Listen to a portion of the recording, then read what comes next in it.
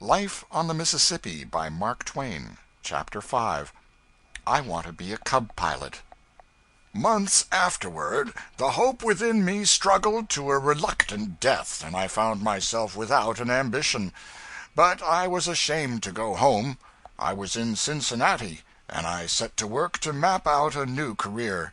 I had been reading about the recent exploration of the river Amazon by an expedition sent out by our government. It was said that the expedition, owing to difficulties, had not thoroughly explored a part of the country lying about the headwaters, some 4,000 miles from the mouth of the river. It was only about 1,500 miles from Cincinnati to New Orleans, where I could doubtless get a ship. I had $30 left. I would go and complete the exploration of the Amazon. This was all the thought I gave to the subject. I never was great in matters of detail. I packed my valise and took passage on an ancient tub called the Paul Jones for New Orleans. For the sum of $16, I had the scarred and tarnished splendors of her main saloon principally to myself, for she was not a creature to attract the eye of wiser travelers. When we presently got under way and went poking down the broad Ohio, I became a new being, and the subject of my own admiration. I was a traveler. A word never had tasted so good in my mouth before.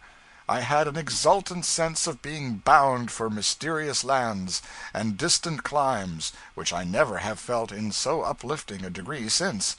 I was in such a glorified condition that all ignoble feelings departed out of me, and I was able to look down and pity the untraveled with a compassion that had hardly a trace of contempt in it.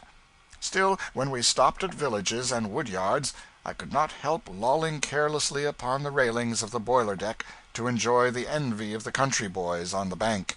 If they did not seem to discover me, I presently sneezed to attract their attention, or moved to a position where they could not help seeing me, and as soon as I knew they saw me, I gaped and stretched and gave other signs of being mightily bored with traveling. I kept my hat off all the time, and stayed where the wind and the sun could strike me, because I wanted to get the bronzed and weather-beaten look of an old traveler. Before the second day was half gone, I experienced a joy which filled me with the purest gratitude, for I saw that the skin had begun to blister and peel off my face and neck. I wished that the boys and girls at home could see me now. We reached Louisville in time, at least the neighborhood of it. We stuck hard and fast on the rocks in the middle of the river, and lay there 4 days. I was now beginning to feel a strong sense of being a part of the boat's family, a sort of infant son to the captain and younger brother to the officers. There is no estimating the pride I took in this grandeur, or the affection that began to swell and grow in me for those people. I could not know how the lordly steamboatman scorns that sort of presumption in a mere landsman. I particularly longed to acquire the least trifle of notice from the big stormy mate, and I was on the alert for an opportunity to do him a service to that end.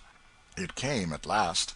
The riotous powwow of setting a spar was going on down on the forecastle, and I went down there and stood around in the way, or mostly skipping out of it, till the mate suddenly roared a general order for somebody to bring him a capstan bar. I sprang to his side and said, "Tell me where it is, I'll fetch it." If a rag picker had offered to do a diplomatic service for the Emperor of Russia, the monarch could not have been more astounded than the mate was. He even stopped swearing. He stood and stared down at me. It took him 10 seconds to scrape his disjointed remains together again. Then he said impressively, "Well, if this don't beat hell!" and turned to his work with the air of a man who had been confronted with a problem too abstruse for solution. I crept away and courted solitude for the rest of the day. I did not go to dinner. I stayed away from supper until everybody else had finished. I did not feel so much like a member of the boat's family now as before. However, my spirits returned in installments as we pursued our way down the river. I was sorry I hated the mate so, because it was not in young human nature not to admire him. He was huge and muscular. His face was bearded and whiskered all over. He had a red woman and a blue woman tattooed on his right arm, one on each side of a blue anchor with a red rope to it. And in the matter of profanity he was sublime. When he was getting out cargo at a landing, I was always where I could see and hear. He felt all the majesty of his great position, and made the world feel it too.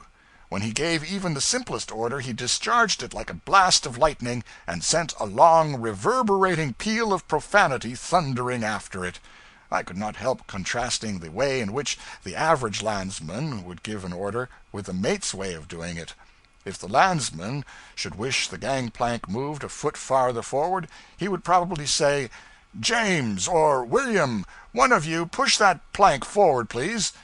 But put the mate in his place, and he would roar out, "Here, now, start that gangplank forward! Lively, now! What are you about? Snatch it! Snatch it! There, aft again! Aft again! Don't you hear me? Dash it to dash! Are you going to sleep over it? Vast heaving, I tell you! Going to heave it clear astern? Where are you going with that barrel? Forward with it! Forward, I make you swallow it, you dash, dash, dash, dash! Split between a tired mud turtle and crippled hearse horse!" I wished I could talk like that.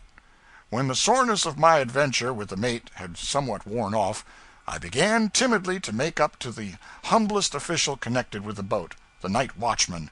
He snubbed my advances at first, but I presently ventured to offer him a new chalk pipe, and that softened him.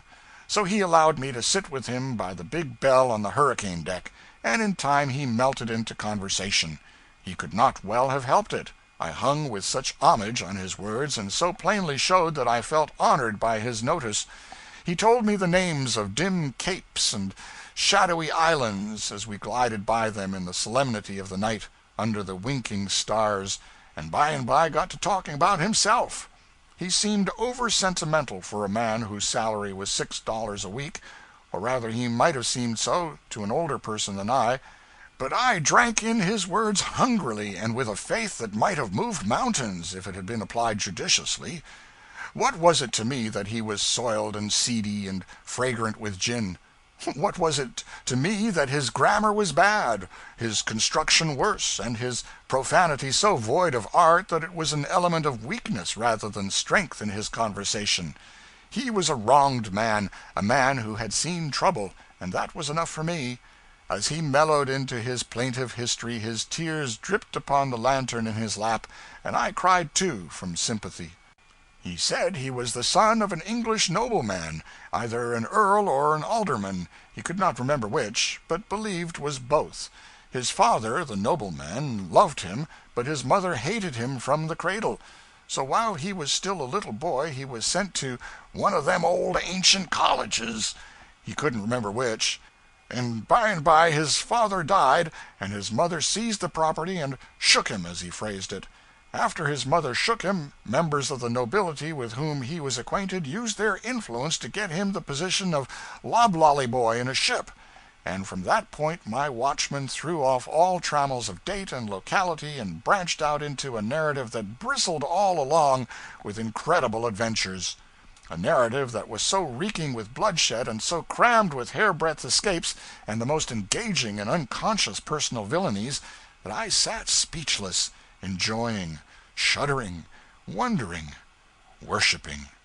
It was a sore blight to find out afterwards that he was a low, vulgar, ignorant, sentimental, half-witted humbug, an untraveled native of the wilds of Illinois, who had absorbed wildcat literature and appropriated its marvels, until in time he had woven odds and ends of the mess into this yarn, and then gone on telling it to fledglings like me until he had come to believe it himself.